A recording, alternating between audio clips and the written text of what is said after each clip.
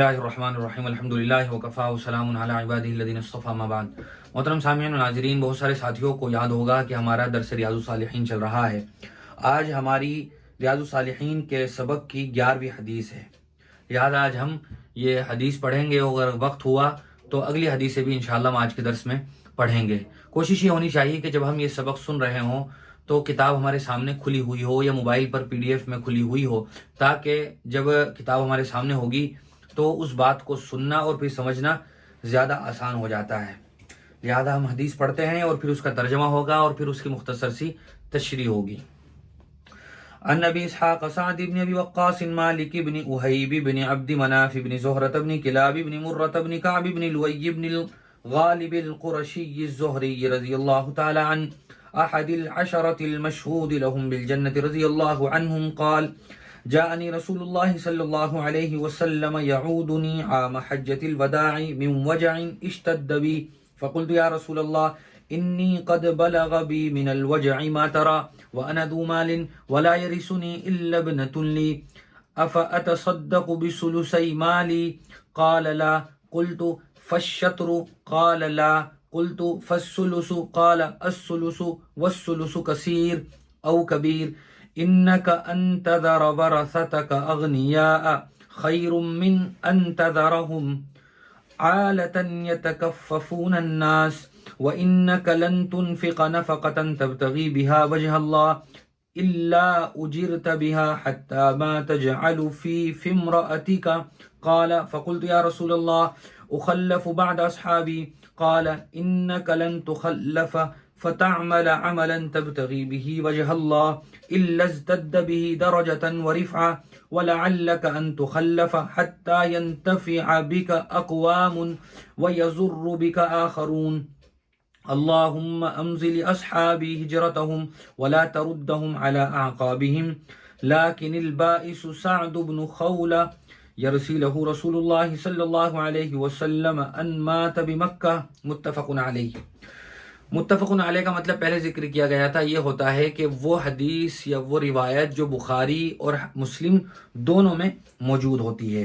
یہ تو اس روایت کے اور حدیث کے الفاظ تھے۔ اب ہم ترجمہ سنیں گے، ترجمہ آپ دھیان سے سنیں گے تو مطلب خود بخود سمجھنا آسان ہو جائے گا۔ حضرت سعد بن ابی وقاص رضی اللہ تعالی عنہ وہ اس روایت کے راوی ہیں۔ وہ فرماتے ہیں کہ ایک مرتبہ رسول اکرم صلی اللہ علیہ وسلم میرے پاس میری عیادت کے لیے تشریف لائے۔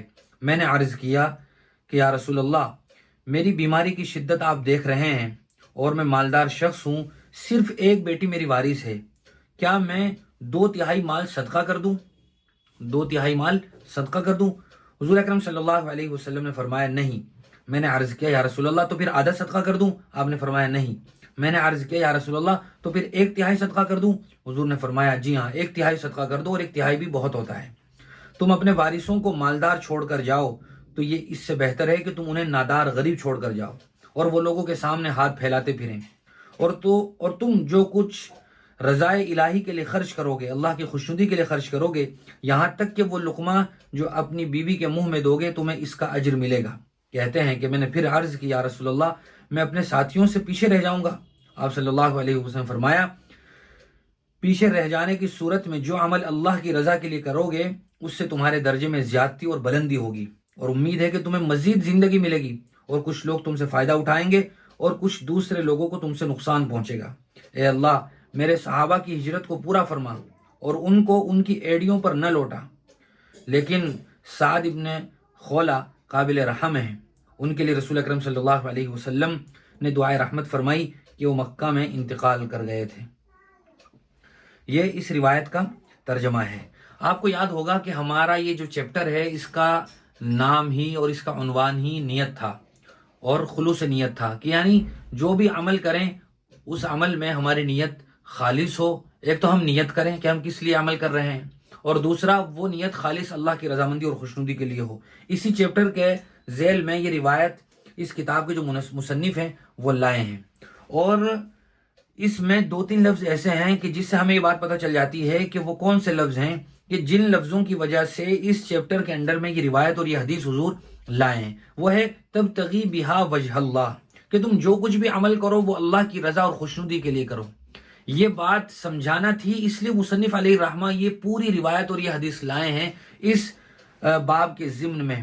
اسی کو ہی ترجمۃ الباب سے مناسبت کہا جاتا ہے۔ پہلے بھی یہ بات ذکر کی گئی تھی کہ ترجمۃ الباب سے مناسبت ایک بہت مشہور اصطلاحی لفظ ہے جو حدیث کے سبق میں عام طور سے بیان کیا جاتا ہے، یعنی اس چیپٹر کا جو عنوان تھا، جو ہیڈ لائن تھی، جو ٹائٹل تھا، اس عنوان سے اس روایت کا کس طرح تعلق ہے، کیا لنک ہے جو مصنف یہ روایت یہاں لائے ہیں۔ تو بنیادی طور پر یہی وہ لفظ ہے تبتغی بہا وجہ اللہ، کہ تم جو کچھ بھی عمل کرو وہ اللہ کی رضا کے لیے کرو۔ یہ تو بات ہو گئی ترجمۃ الباب سے مناسبت کی، لیکن اس روایت میں کئی باتیں ایسی ہیں جن کا سمجھنا ہم سے متعلق ہے۔ سب سے پہلے تو ہم یہ سمجھیں کہ اس روایت کے جو راوی ہیں، جن کے طفیل اور جن کے صدقے میں یہ حدیث حضور کے ہم تک پہنچی ہیں، وہ ہیں سعد ابن ابی وقاص رضی اللہ تعالیٰ عنہ۔ آگے بڑھنے سے پہلے ہم ذرا سا ان کا انٹروڈکشن اور تعارف جان لیتے ہیں۔ حضرت سعد ابن ابی وقاص رضی اللہ تعالیٰ عنہ 19 سال کی عمر میں حضرت ابوبکر صدیق رضی اللہ تعالیٰ عنہ کے پاس تشریف لائے اور مشرف اسلام ہو گئے۔ حضرت ابوبکر صدیق رضی اللہ تعالیٰ عنہ کے ساتھ حضور کی خدمت میں آئے اور آپ نے کلمہ پڑھ لیا، مسلمان ہو گئے، اور پھر ہجرت بھی فرمائی، تمام غزوات میں شرکت کی، اور عشر مبشرہ میں سے تھے حضرت سعد ابن ابی وقاص، جیسا کہ حدیث کے شروع میں ہے احد العشرۃ المشہود لهم بالجنۃ رضی اللہ عنہم۔ بہت مشہور بات ہے، آپ سب حضرات جانتے ہوں گے کہ 10 ایسے صحابہ تھے کہ جن کے بارے میں حضور اکرم صلی اللہ علیہ وسلم نے خوشخبری سنا دی تھی کہ آپ جنتی ہو، ان کو عشرہ مبشرہ کہا جاتا ہے۔ عشرہ کے معنی 10 اور مبشرہ کے معنی جن کو خوشخبری دی گئی ہو، تو حضرت سعد بن وقاص بھی انہی 10 خوش نصیب صحابہ میں سے تھے۔ 70 سال کی عمر میں سن 55 ہجری میں حضرت سعد بن وقاص رضی اللہ تعالیٰ عنہ کا انتقال ہوا تھا، اور آپ سے جو حدیث مروی ہیں، یعنی حضور کی کتنی روایتیں آپ نے ذکر کی ہیں، ان کی تعداد تقریباً 271 ہیں۔ 271 ہیں، اور 271 میں سے 15 روایتیں ایسی ہیں جو صحیح مسلم میں اور صحیح بخاری میں ہیں، جن کو متفق علیہ کہا جاتا ہے۔ اب ہم ذرا اس حدیث کا مطلب تھوڑا سمجھتے ہیں پورا۔ سب سے پہلے حضرت سعد بن وقاص نے کہا کہ یعودنی عام حجۃ الوداع، کہ حضور اکرم صلی اللہ علیہ وسلم میری عیادت کے لیے آئے اور اس سال تشریف لائے جس سال حجۃ الوداع تھا۔ اس سے ہمیں ایک تو عیادت کی فضیلت کا پتہ چلتا ہے۔ حضور اکرم صلی اللہ علیہ وسلم کی زندگی مشغولیات سے بھرپور زندگی تھی، آپ نے نہایت سرگرم زندگی گزاری۔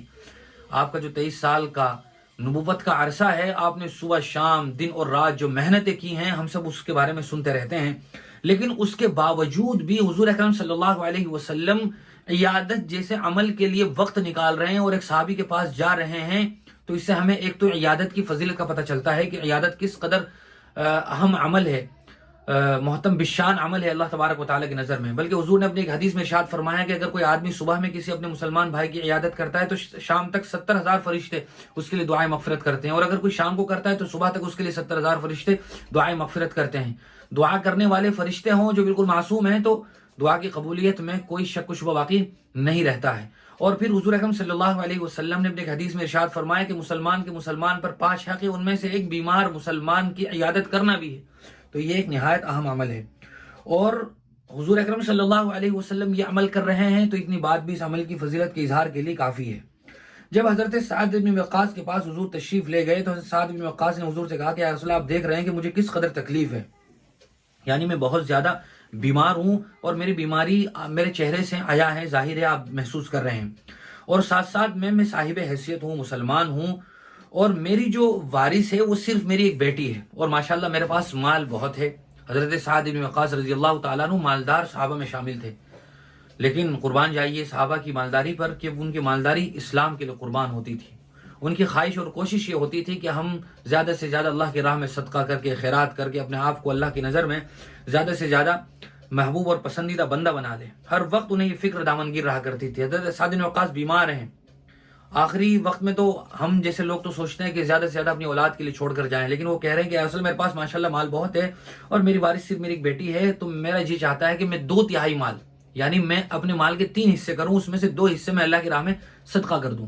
حضور نے فرمایا کہ نہیں، 2 مت کرو، تو انہوں نے فرمایا کہ آدھا کر دوں، تو حضور اکرم صلی اللہ علیہ وسلم نے اس پر بھی منع فرما دیا، تو انہوں نے کہا کہ 1/3 حصہ کر دوں، یعنی 1/3، تو حضور اکرم صلی اللہ علیہ وسلم نے اس کی اجازت دی کہ آپ اپنا 1/3 مال صدقہ کر دو۔ پھر آپ نے ایک بہت بہترین بات ارشاد فرمائی کہ کسی مورث کے لیے، یعنی گھر کے سربراہ کے لیے، مرنے والے کے لیے یہ بات زیادہ بہتر ہے کہ وہ اپنے گھر والوں کو مالدار چھوڑ کر جائے بنسبت اس کے کہ وہ سارا مال صدقہ کر دے اور اپنے گھر والوں کو بالکل کنگال کر کے جائے.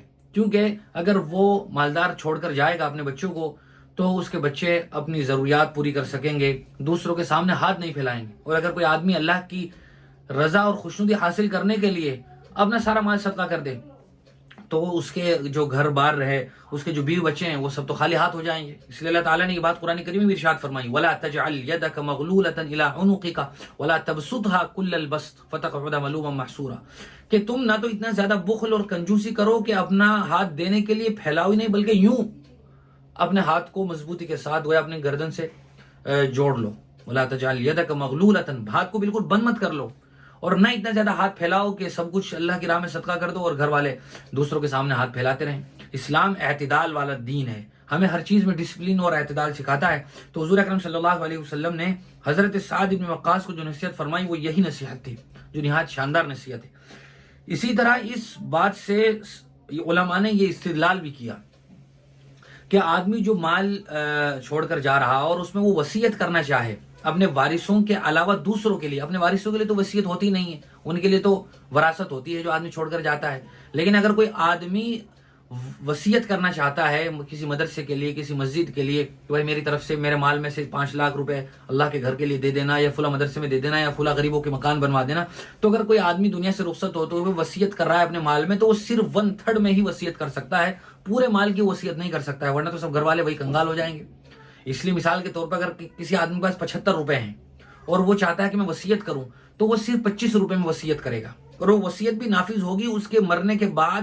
پہلے تو اس کے جنازے کا اور قبر وغیرہ کا خرچہ نکالا جائے گا, اور پھر اگر اس مرنے والے کے اوپر کوئی قرضہ ہوگا تو وہ ادا کیا جائے گا. اس کے بعد جو بچے گا اس میں سے 1/3 میں وصیت کی جائے گی.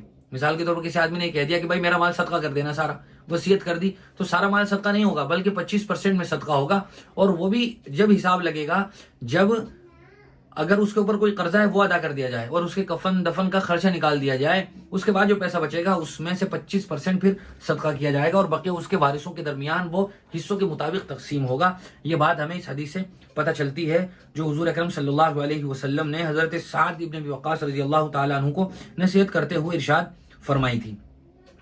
پھر آگے ہمیں ایک بات اور پتہ چلتی ہے, حضور اکرم صلی اللہ علیہ وسلم نے ارشاد فرمایا کہ تم چھوٹا عمل بھی کرو اور وہ عمل اللہ کی رضا کی نیت کے ساتھ کرو تو وہ عمل اللہ تبارک و تعالیٰ کی نظر میں قرب کا ذریعہ ہے. حتیٰ کہ اگر تم اپنی بیوی کے منہ میں لقمہ بھی دو اور اس میں اللہ کی رضا کی نیت شامل حال ہو تو اللہ تبارک و تعالیٰ کی نظر میں یہ بھی زبردست ثواب کا ذریعہ ہے. حالانکہ یہ کتنا معمولی عمل ہے, آدمی اس کو بالکل نارمل سمجھتا ہے, اس کو ثواب کے قابل بھی نہیں سمجھتا ہے, لیکن حضور نے فرمایا یہ اتنا چھوٹا سا عمل بھی تم اللہ کی رضا کی نیت سے کرو گے تو یہ عمل بھی تمہارا اللہ کی نظر میں بہت زیادہ اہمیت کا حامل ہوگا. اس لیے ہم دیکھتے ہیں کہ صبح سے شام تک مرد محنت کرتا ہے اپنے گھر والوں کی ضروریات کو پورا کرنے کے لیے, بیوی بچوں کا پیٹ پالنے کے لیے. کوئی آدمی کھیت کھلیان کا رخ کرتا ہے, کوئی آدمی دکان جاتا ہے, کوئی آدمی فیکٹری میں جاتا ہے, کوئی آدمی محنت مزدوری اور بیلداری میں جاتا ہے.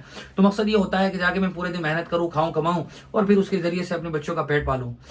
لیکن جاتا ہے آدمی, محنت کرتا ہے, نیت نہیں کرتا ہے کہ میرا مقصد کیا ہے جانے کا. اس لیے اگر کوئی آدمی صبح گھر سے نکلتے ہوئے نیت کر لے کہ یا اللہ میں جو محنت مزدوری جا کر کروں گا اس سے میرا مقصد یہ لوگوں کے حقوق جو مجھ سے متعلق ہیں ان کی ادائیگی کرنا ہے, اور یہ تیری طرف سے مجھ پر حق عائد ہے, یہ فریضہ مجھ پر شریعت کی طرف سے عائد ہے, اور اس کے ذریعے سے میں چاہتا ہوں کہ میں ثواب کماؤں. تو آدمی صرف نیت کر لے کہ میں اس لیے گھر جا سے نکل کر محنت مزدوری کر رہا ہوں, جاب پر جا رہا ہوں, تو یہ سارا دن محنت کرنا, رزق حلال کی تلاش میں اپنے آپ کو تھکانا, یہ باعث ثواب ہے اور صدقہ ہے. حضور اکرم صلی اللہ علیہ وسلم فرمایا کہ اگر کوئی آدمی اپنے بچوں کو بھی کھلاتا ہے تو یہ بھی صدقہ ہے, لیکن ہم اس کو صدقہ ہی نہیں سمجھتے. ہم صرف صدقہ سمجھتے ہیں کسی غریب اور مستحق کو دینے کو, ہم صرف اسے صدقہ سمجھتے ہیں. ہم نے مسجد میں دیا تو ہم اس کو سمجھتے ہیں, کسی غریب کو دیا اس کو صدقہ سمجھتے ہیں. حالانکہ اپنے بیوی بچوں کو کھلانا بھی یہ صدقہ ہے. حضور اکرم صلی اللہ علیہ وسلم کی دیگر احادیث سے یہ بات ثابت ہے, وہ آگے آئے گی. پھر اسی طرح ہمیں اس روایت سے ایک بات اور پتہ چلتی ہے, وہ کیا ہے؟ حضرت سعد ابن ابی وقاص رضی اللہ تعالی عنہ کی یہ خواہش کہ یا اللہ میں تو مدینہ میں مرنا چاہتا ہوں, میری کوشش اور میری خواہش یہ ہے کہ میرا انتقال مدینہ میں ہو. جیسا کہ روایت سے پتہ چلتا ہے حضور اکرم صلی اللہ علیہ وسلم نے پھر انہیں تسلی بھی دی, بلکہ ان کے لیے آپ نے گویا یہ بشارت بھی دی کہ اللہ تعالیٰ نہیں تمہیں زندگی دے گا. وہ مکہ میں تھے تو انہیں یہ لگا کہ اگر میں مکہ میں مر گیا تو مجھے جو ہجرت کا ثواب ملنا چاہیے وہ گویا نہیں ملے گا، کیونکہ انہوں نے تو ہجرت کر لی تھی، وہ تو آئے ہوئے تھے حج کے لیے۔ تو انہوں نے سوچا کہ اگر میرا انتقال ہو گیا یہیں مکہ میں تو جو ہجرت کا ثواب تھا، جس مقصد کے لیے میں نے ہجرت کی تھی، وہ مقصد گویا میرا فوت ہو جائے گا۔ تو حضور اکرم صلی اللہ علیہ وسلم نے انہیں تسلی دی کہ نہیں، تمہیں اس کا بھی ثواب ملے گا، اور بلکہ اللہ تعالیٰ تمہیں زندگی دے گا، اور تمہاری برکت سے اللہ تعالیٰ بہت سارے لوگوں کو نفع پہنچائے گا، اور بہت سارے لوگوں کا گویا قلا کبھی کما کرے گا۔ جو کفار و مشرکین ہیں وہ گویا تم سے جو خار کھائے بیٹھے ہیں، ان کا دل بھی دکھے گا، اور ان کا گویا تمہاری برکت سے اسلام کو قوت ملے گی، اسلام کی اشاعت ہوگی، اور کفر کا اور شرک کا قلع کما ہوگا، ان کا خاتمہ ہوگا۔ حضور اکرم صلی اللہ علیہ وسلم نے یہ دعا فرمائی اور یہ بشارت دی انہیں، اور پھر ان کے لیے دعا فرمائی اللہم امضی لاصحابی ہجرتہم۔ حضور اکرم صلی اللہ علیہ وسلم نے فرمایا کہ اے اللہ میرے صحابہ کی ہجرت کو پورا فرما اور ان کو واپس نہ لوٹا۔ گویا حضور اکرم صلی اللہ علیہ وسلم نے صحابہ کے لیے یہ دعا فرمائی، اور پھر اخیر میں حضرت سعد ابن خولہ کے لیے افسوس کا اظہار فرمایا، جن کا انتقال وہیں مکہ میں ہو گیا تھا۔ بعض کی رائے تو یہ ہے کہ انہوں نے مکہ سے مدینہ کی طرف ہجرت نہیں فرمائی تھی، یعنی بعض علماء یہ کہتے ہیں کہ غزوہ بدر کے بعد وہ مکہ واپس تشریف لے گئے تھے، یعنی ہجرت تو کی تھی لیکن واپس مکہ آ گئے تھے۔ بعض علماء یہ کہتے ہیں کہ حجۃ الوداع پر وہ تشریف لائے تھے حج کرنے کے لیے مدینہ سے مکہ، لیکن مکہ میں ان کا انتقال ہو گیا تھا۔ اس پر حضور اکرم صلی اللہ علیہ وسلم نے گویا ذرا سا افسوس کا اظہار فرمایا، لیکن بہرحال وہ صحابی تھے، اور ان کی ہجرت اللہ تبارک و تعالیٰ کی نظر میں بالکل قابل قبول تھی، اور وہ خود اپنی مرضی سے وہاں نہیں مرے تھے، بلکہ ان کا انتقال ہو گیا تھا۔ اللہ تعالیٰ کی طرف سے جب کسی کا وقت آ جاتا ہے تو اس کا انتقال ہو جاتا ہے، تو مکہ میں ہی انتقال کر گئے تھے، تو ان کے لیے افسوس کا اظہار کیا گیا ہے۔ یہ روایت تھی، اور اس روایت کا بنیادی طور پر خلاصہ یہی تھا کہ آدمی جو عمل بھی کرے وہ اللہ تبارک و تعالیٰ کی خوشنودی کے لیے اور اللہ کی رضامندی کے حصول کے لیے کرے، تو چھوٹا سا چھوٹا عمل بھی عبادت بن جاتا ہے۔ اگلی روایت ہے روایت نمبر 12۔ وعن ابي هريره عبد الرحمن بن صخر رضي الله عنه قال قال رسول الله صلى الله عليه وسلم ان الله لا ينظر الى اجسامكم ولا الى صوركم ولكن ينظر الى قلوبكم۔ حضرت ابو ہریرہ عبد الرحمن ابن صخر رضی اللہ تعالیٰ عنہ سے روایت ہے، انہوں نے فرمایا کہ جناب نبی کریم صلی اللہ علیہ وسلم نے ارشاد فرمایا کہ اللہ تبارک و تعالیٰ تمہارے جسموں اور تمہارے چہروں کو نہیں دیکھتا، بلکہ وہ تمہارے دلوں کو دیکھتا ہے اور تمہارے اعمال کو دیکھتا ہے۔ اس روایت کا ترجمہ کے بعد تشریح کی طرف بڑھنے سے پہلے ہم آپ کو وہی بات یاد دلاتے ہیں جو ہر حدیث میں یاد دلا رہے ہیں کہ اس روایت کا ترجمۃ الباب سے کیا تعلق ہے، یعنی اس روایت کو مصنف اس چیپٹر کے ضمن میں کیوں لائے ہیں۔ جو ہم نے چیپٹر پڑھا تھا وہ تھا باب الاخلاص و احضار النیہ فی جمیع الاعمال والاقوال والاحوال البارزۃ والخفیۃ، یعنی اخلاص اور نیت کو مستحضر کرنے کے بارے میں اس روایت کا کیا تعلق ہے۔ صاف پتہ چل رہا ہے، حضور نے فرمایا کہ اللہ تعالیٰ تمہارے جسموں کو اور تمہارے چہروں کو نہیں دیکھتا ہے، بلکہ تمہارے دلوں کو دیکھتا ہے کہ تمہارے دلوں میں کیا خیالات ہیں، کیا تصورات ہیں، تم نے اس عمل کے لیے کیا نیت کر رکھی ہے، اللہ تبارک و تعالیٰ اس کو دیکھتا ہے۔ یہ تو ترجمۃ الباب سے مناسبت ہو گئی۔ اب ہم اس ضروری چیز کی طرف بھی آپ کو توجہ دلاتے ہیں جو تقریباً ہر حدیث میں ہم آپ کو بتا رہے ہیں کہ اس روایت کے جو راوی ہیں وہ حضرت ابو ہریرہ رضی اللہ تعالیٰ عنہ ہیں۔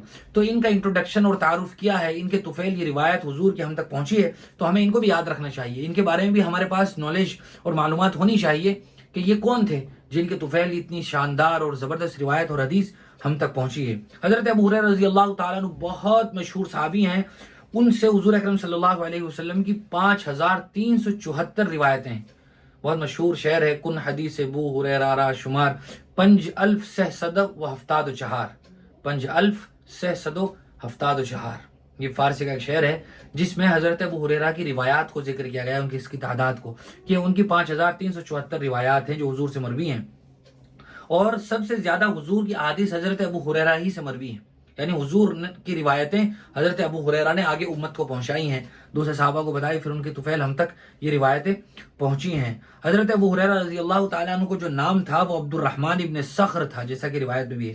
ابو ہریرہ ان کی کنیت تھی۔ ابو ہریرہ کنیت کیوں پڑی تھی وہ بھی ایک مشہور واقعہ ہے۔ ان کو بلی سے خاص تعلق تھا، اور حضور اکرم صلی اللہ علیہ وسلم نے ان کے اسی تعلق کی وجہ سے انہیں اس نام سے پکارا تھا، یا ابا ہریرہ، اے بلی کے باپ، اے بلی والے، جب سے ان کی یہ کنیت ہی پڑ گئی تھی ابو ہریرہ. بہت سارے لوگ تو یہ سمجھتے ہیں کہ یہ ان کا نام ہے. حضرت ابو ہریرہ کا جو اصل نام ہے وہ عبد الرحمن ابن صخر ہے، اور یہ غزوہ خیبر کے موقع پر، فتح خیبر کے موقع پر اسلام لائے تھے. سن 7 ہجری میں غزوہ خیبر کا واقعہ پیش آیا تھا، اور خاص بات یہ تھی کہ ان کو کوئی اور کام نہیں تھا. یہ سب سے زیادہ اپنا وقت اسلام لانے کے بعد حضور کے پاس گزارا کرتے تھے. اصحاب صفہ کا مشہور واقعہ ہے، مدینہ میں جو چبوترا ہے جس کو عربی میں صفہ کہا جاتا ہے، وہاں جو حضور اکرم صلی اللہ علیہ وسلم کے خصوصی شاگرد رہا کرتے تھے، جن کی ہر وقت یہ کوشش ہوتی تھی کہ حضور کوئی بات ارشاد فرمائے اور ہم اسے یاد کر لیں اور پھر دوسرے لوگوں تک پہنچائیں. بس یہ وہیں پڑے رہتے تھے. صفہ کے یہ خوش نصیب طالب علم تھے، حضور اکرم صلی اللہ علیہ وسلم کے خصوصی شاگرد تھے. ہر وقت ان کی کوشش ہوتی تھی کہ حضور کوئی بات ارشاد فرمائیں اور میں انہیں یاد کر لوں. اس لیے ان سے اتنی زیادہ روایات مروی ہیں. اس میں اللہ تعالیٰ نے یہ بات ارشاد فرمائی ہے کہ اللہ تبارک و تعالیٰ تمہاری چہروں کی اور تمہارے جسموں کی طرف نہیں دیکھتے ہیں. نہیں دیکھنے کا مطلب ہے متوجہ نہیں ہوتے ہیں. اللہ تعالیٰ دل میں کیا خیالات ہیں ان کو دیکھتے ہیں. اللہ تعالیٰ تو سب کچھ دیکھ رہے ہیں، لیکن بطور خاص اللہ تبارک و تعالیٰ نظر رکھے ہوئے ہیں. اللہ تبارک و تعالیٰ کے علم میں ہے یہ بات. ساتھ ساتھ میں ہمیں اس روایت سے ایک بات اور بھی پتہ چلتی ہے کہ اللہ تبارک و تعالیٰ نے تمام جسمانی اعضاء میں سے قلب، دل کو دیکھنے کا گویا ارادہ فرمایا ہوا ہے. اللہ تعالیٰ یہ تو ہر وقت ہر چیز دیکھ رہے ہیں، لیکن دل کا بطور خاص تذکرہ کیا گیا ہے، چونکہ دل جسمانی اعضاء میں سب سے اہم ترین عضو ہے. دل اگر دھڑک رہا ہے تو سارا جسم زندہ اور صحیح سلامت ہے، لیکن اگر دل دھڑکنا بند ہو جائے تو گویا پورا جسم انسانی یہ ڈیڈ باڈی بن جاتا ہے، پھر اس میں کوئی چیز باقی نہیں رہتی ہے. تو حضور اکرم صلی اللہ علیہ وسلم نے بھی ایک حدیث میں یہ بات ارشاد فرمائی ہے، الا ان فی الجسد لمضغہ، الا ان فی الجسد لمضغہ اذا صلحت صلح الجسد كله واذا فسدت فسد الجسد كله الا وهي القلب. کہ یاد رکھو تمہارے پورے جسم میں ایک لوتھڑا ہے، اگر وہ صحیح سلامت ہے تو سارا جسم صحیح سلامت ہے، وہ بگڑ جائے تو سارا جسم بگڑ جاتا ہے، اور وہ دل ہے. اس لیے اس دل کی سب سے زیادہ اہمیت ہے، ظاہری طور پر باڈی پارٹس میں بھی اور روحانی طور پر بھی، جس کو آپ اسپرچولی کہتے ہیں، اس لحاظ سے بھی دل سب سے زیادہ معنی رکھتا ہے. دل اگر مطمئن ہے تو گویا سارا جسم مطمئن ہے، لیکن اگر دل ہمارا بے قرار ہے، بے چین ہے، تو سارا جسم بے قرار ہو جاتا ہے.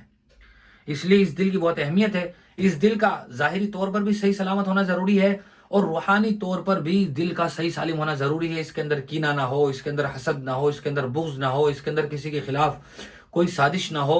تو دل کا ان بری بیماریوں سے اور امراض باطنی سے بھی محفوظ ہونا بہت ضروری ہے. بعض لوگ اس حدیث کی آڑ لے کر ایک عجیب استدلال کرتے ہیں، وہ بھی بہت اہم ہے. وہ یہ ہے، بعض لوگ یہ کہتے ہیں گندہ سندہ رہتے ہیں، بہت سارے پکے نمازی بھی ہوتے ہیں، دیندار بھی ہوتے ہیں، لیکن وہ ظاہری طور پر گندہ سندہ رہتے ہیں، کپڑے ان کے گندے ہیں، چہرہ دھویا نہیں دھویا، بال میں تیل لگایا نہیں لگایا، کنگھا کیا نہیں کیا، یوں ہی رہتے ہیں. اور پھر جب ان کو کوئی ٹوکتا ہے تو کہتے ہیں جی کہ اللہ تعالیٰ تو دل دیکھتے ہیں، اللہ تعالیٰ کو اس کی کوئی ضرورت نہیں ہے، جسمانی طور تو گویا ہم کیسا ہی رہیں، کپڑے ہمارے کیسے گندے سندے. یہ غلط استدلال ہے. یہ اس حدیث کا مطلب ہرگز نہیں ہے.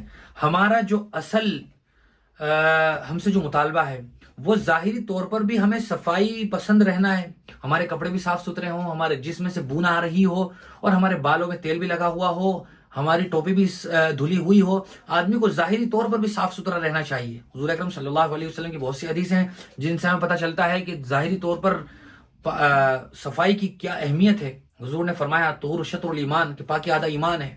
ان اللہ جمیل و یحب الجمال، اللہ تعالیٰ خود بھی خوبصورت ہیں اور خوبصورتی کو اللہ تعالیٰ پسند فرماتے ہیں. تو ظاہری طور پر بھی صاف ستھرا انسان کو رہنا چاہیے، چہرہ دھلا ہوا ہو، کپڑے اس کے گندے نہ ہوں، صاف ستھرے ہوں، بالوں میں تیل بھی لگا ہوا ہو. کئی مرتبہ ہوتا ہے اسی طرح لوگوں کو دیکھتے ہیں مہینوں ہو جاتے ہیں تیل لگائے ہوئے اور گندا ہوتا ہے سب کچھ، اور آدمی اس کے اوپر پھر اس حدیث سے دلیل پیش کر رہا ہوتا ہے. تو یہ غلط طریقہ ہے. اس لیے ہمیں ظاہری طور پر بھی صاف ستھرا رہنا چاہیے. امید ہے کہ بات واضح ہو گئی ہوگی. اب ہم آگے چلتے ہیں حدیث نمبر 13 کی طرف. حضور اکرم صلی اللہ علیہ وسلم کی روایت ہے جو حضرت ابو موسیٰ سے مروی ہے.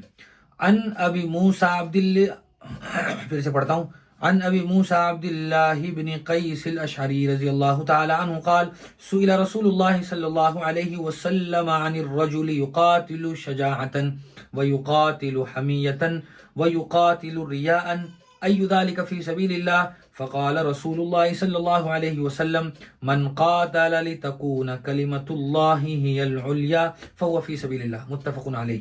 یہ حدیث کے الفاظ تھے. متفقون علیہ سے آپ سمجھ گئے ہوں گے کہ وہ روایت جو بخاری اور مسلم دونوں میں ہوتی ہے. اس کا ترجمہ ہے حضرت ابو موسیٰ عبداللہ ابن قیس اشعری رضی اللہ تعالی عنہ فرماتے ہیں کہ جناب نبی کریم صلی اللہ علیہ وسلم سے دریافت کیا گیا کہ کوئی شخص بہادری دکھانے کے لیے لڑتا ہے, کوئی حمیت کی خاطر اور کوئی دکھاوے کے لیے, ان میں سے کون سا اللہ کے راستے میں جہاد ہے؟ تو حضور نے فرمایا جو شخص اللہ کا کلمہ بلند کرنے کے لیے لڑتا ہے وہ اللہ کے راستے میں جہاد کر رہا ہے. تو گویا حضور سے 2-3 باتیں پوچھی گئی کہ ایک آدمی تو بہادری کے لیے لڑ رہا ہے, ایک آدمی حمیت کے لیے لڑ رہا ہے, ایک آدمی صرف دکھاوے کے لیے لڑ رہا ہے, تو کون سا لڑنا اللہ تبارک و تعالیٰ کی نظر میں قابل قبول ہے اور پسندیدہ ہے؟ تو حضور نے فرمایا وہ آدمی جو اللہ کے کلمے کو بلند کرنے کے لیے لڑ رہا ہے. اسی سے ہی یہ بات سمجھ میں آ گئی ہوگی کہ ترجمۃ الباب سے اس روایت کو کیا مناسبت ہے, یعنی یہ حدیث یہاں مصنف کیوں لائے. صاف حضور نے فرما دیا کہ بھائی جو آدمی اس نیت کے ساتھ لڑ رہا ہے, میدان جہاد میں اپنے آپ کو کھپا رہا ہے, لگا رہا ہے, تھکا رہا ہے, زخمی کر رہا ہے, کہ اس کا مقصد یہ ہے, نیت یہ ہے کہ میں اللہ کے کلمے کو بلند کروں, اسلام کی اشاعت میرے ذریعے سے ہو, تو وہ اللہ تعالیٰ کی نظر میں لڑنا قابل قبول ہے اور پسندیدہ ہے. اور اگر کوئی آدمی اس لیے لڑ رہا ہے کہ میں لوگوں کی نظروں میں بہادر کہلاؤں, میں لوگوں کی نظروں میں غیرت مند کہلاؤں, اور لوگ مجھے میری جنگ دیکھ کر پہلوان سمجھیں, بہادر ہمت والا سمجھیں, تو پھر ایسا آدمی اللہ تعالیٰ کی نظر میں قابل قبول نہیں ہے, چونکہ اللہ تبارک و تعالیٰ تو دلوں کے خیالات کو دیکھتے ہیں کہ دل میں کیا خیالات پنپ رہے ہیں. یہ اس حدیث کا مطلب تھا. اب ہم آگے بڑھنے سے پہلے اس روایت کے جو راوی ہیں ان کا بھی مختصر سا تعارف جان لیتے ہیں. اس روایت کے جو راوی ہیں وہ ہیں حضرت ابو موسیٰ اشعری رضی اللہ تعالی عنہ. اشعری قبیلہ بہت مشہور قبیلہ تھا. حضرت ابو موسیٰ کا جو نام تھا وہ عبداللہ ابن قیس تھا. یہ یمن کے رہنے والے تھے اور اپنے قبیلے کے سردار تھے. اسلام قبول کرنے کے بعد واپس چلے گئے تھے اور ان کی دعوت پر پھر وہاں 50 آدمیوں نے اسلام قبول کیا. غزوات میں بھی انہوں نے رسول اکرم صلی اللہ علیہ وسلم کے ساتھ شرکت فرمائی. ان سے جو روایتیں مروی ہیں وہ 36 ہیں. نہیں 36 نہیں 360 ہیں. پہلے میں نے غلط بول دیا, 36 نہیں 360 روایتیں ان سے مروی ہیں, جن میں سے 50 متفق علیہ ہیں. یعنی 50 روایتیں 360 میں سے ایسی روایتیں جو بخاری اور حدیث دونوں میں ہیں. ٹھیک ہے. 61 سال کی عمر میں مکہ مکرمہ میں سن 52 ہجری میں حضرت ابو موسیٰ اشعری رضی اللہ تعالیٰ عنہ کا انتقال ہوا تھا. زیادہ وضاحت کی اس حدیث میں ضرورت نہیں ہے, بات بالکل کلیئر ہے. اگلی روایت پڑھتے ہیں ہم. حدیث نمبر 14. وعن ابی بکرۃ نفیع بن حارث الثقفی رضی اللہ عنہ ان النبی صلی اللہ علیہ وسلم قال اذا التقى المسلمان بسيفهما فالقاتل والمقتول في النار. قلت يا رسول الله هذا القاتل فما بال المقتول؟ قال انه كان حريصا على قتل صاحبه. حضرت ابو بکرہ نفیع ابن حارث ثقفی رضی اللہ تعالیٰ عنہ سے روایت مروی ہے کہ جناب نبی کریم صلی اللہ علیہ وسلم نے ارشاد فرمایا کہ جب دو مسلمان تلوار سونت کر باہم جنگ کریں تو قاتل اور مقتول دونوں جہنمی ہیں. میں نے عرض کیا کہ یا رسول اللہ قاتل تو جہنم کا حقدار ہے, سمجھ میں آ گیا, مگر مقتول کیوں جہنمی ہے؟ فرمایا کہ وہ بھی تو اپنے ساتھی کو قتل کرنا چاہتا تھا, وہ بھی تو اپنے ساتھی کو قتل کرنا چاہتا تھا. یہ روایت بھی متفق علیہ ہے. پہلے تو ہم اس روایت کے جو راوی ہیں ان کا تھوڑا سا تعارف جان لیتے ہیں. اس روایت کے جو راوی ہیں وہ ہیں حضرت ابو بکرہ نفیع ابن حارث. نفیع ابن حارث ان کا نام تھا, ابو بکرہ ان کی کنیت تھی. کنیت کے بارے میں بتا چکے ہیں کنیت کسے کہتے ہیں. اور یہ قبیلہ ثقیف سے تعلق رکھتے تھے جو طائف کا مشہور قبیلہ تھا. طائف مکہ کے قریب مشہور شہر ہے, تقریباً 80 یا 70 کلومیٹر دور ہے مکہ سے, اور حضور اکرم صلی اللہ علیہ وسلم کا طائف کے ساتھ بہت مشہور واقعہ ہم سب جانتے ہیں. تو یہ وہاں کے مشہور قبیلے ثقیف سے تعلق رکھتے تھے. بکرا اصل میں لکڑی کی اس چرخی کو کہتے ہیں جس کے مدد سے آدمی پانی کھینچتا ہے. ان کی جو کنیت ہے ابو بکرا, یہ کنیت کیوں پڑی؟ تو جو بکرا ہے لکڑی کی اس چرخی کو کہتے ہیں جس کی مدد سے پانی کھینچا جاتا ہے. جب رسول اکرم صلی اللہ علیہ وسلم نے طائف کا محاصرہ فرمایا تو یہ اس چرخی کو کھینچ رہے تھے, وہیں سے کود گئے اور پھر اسلام قبول کر لیا. تو حضور اکرم صلی اللہ علیہ وسلم کہ یہ خاص صحابی تھے, اور امیر معاویہ رضی اللہ تعالی عنہ کے عہد میں بصرہ میں ان کا انتقال ہوا. ان سے جو روایات مروی ہیں وہ 133 ہیں، 133 احادیث ان سے مروی ہیں اور 8 اس میں سے متفق علیہ ہیں۔ پہلے بھی ذکر کیا گیا تھا متفق علیہ وہ روایتیں جو بخاری اور مسلم میں ہوتی ہیں، آسان مفہوم میں سمجھنے کے لیے۔ یہاں حضور اکرم صلی اللہ علیہ وسلم کی اس روایت کو مصنف کیوں لائے ہیں اس سے بھی مطلب واضح ہے، کیونکہ اس روایت کا تعلق نیت سے ہے۔ اور نیت سے کیسے ہے؟ وہ یہ ہے کہ جب آدمی ایک قاتل نے دوسرے کو قتل کر دیا، اس کا تو جہنمی ہونا واضح ہو گیا، لیکن جو مقتول ہے اگر وہ قتل نہ ہوتا تو وہ بھی تو آخر قتل کرنے والے کو یعنی قاتل کو قتل ہی کرنا چاہ رہا تھا، اس کی نیت بھی تو قتل کرنے ہی کی تھی، اس کا دل بھی تو جمع ہوا تھا گناہ کرنے پر، معصیت پر، کہ مجھے بھی اسے قتل کرنا ہے، لیکن بائی چانس وہ قتل نہیں ہو سکا اور پہلے قتل نہیں کر سکا اور پہلے قتل ہو گیا، لیکن چونکہ اس کی نیت بھی قتل کرنے کی تھی، وہ گناہ کا پکا ارادہ کر چکا تھا قتل کرنے کا، اور اسی چیز کا تعلق نیت سے ہے، اس لیے اس روایت کو مصنف اس چیپٹر کے ذیل میں لائے ہیں۔ اور حضور اکرم صلی اللہ علیہ وسلم نے پھر اس حدیث میں جو سخت وعید بیان فرمائی وہ نہایت خطرناک ہے کہ جب کوئی آدمی پکا گناہ کا ارادہ کر لیتا ہے، اسباب بھی اپنے طریقے سے جمع کر لیتا ہے، چونکہ اس کے آدمی یہاں تلوار بھی تھی، اس نے سونت بھی لی تھی، قتل بھی کرنا چاہتا تھا، پورا ارادہ کر چکا تھا، پلاننگ کر چکا تھا، پھر ناکام ہو گیا، تو ایسا آدمی گنہگار ہوتا ہے۔ اللہ کے رسول صلی اللہ علیہ وسلم نے ارشاد فرمایا کہ ایسا آدمی جہنمی ہے۔ بہت سخت وعید ہے حضور اکرم صلی اللہ علیہ وسلم کی اس حدیث سے جو پتہ چل رہی ہے۔ یہ یہاں 14 روایتیں ہو گئی ہیں۔ اب اگلے سبق میں انشاءاللہ ہم 15ویں روایت سے آگے بڑھیں گے۔ امید ہے کہ آپ کو ہمارا سبق پسند آ رہا ہوگا۔ اگر آپ ہم سے کوئی اور بات پوچھنا چاہتے ہیں سبق کے بارے میں، کسی روایت کے بارے میں، کسی خاص جملے کا مطلب پوچھنا چاہتے ہیں، اپنی طرف سے ہمیں کوئی خاص نیک مشورہ دینا چاہتے ہیں، تو آپ ہمارے نمبر پر بھی میسج کر سکتے ہیں اور ہمارے کامنٹ باکس میں بھی آپ تبصرہ کر سکتے ہیں اور کامنٹ کر سکتے ہیں۔ انشاءاللہ اپنی طرف سے جواب دینے کی تسلی بخش کوشش کی جائے گی۔ اللہ تعالی ہمارے اس پڑھنے پڑھانے کو اور سننے سنانے کو قبول فرمائے۔ وآخر دعوانا الحمدللہ رب العالمین۔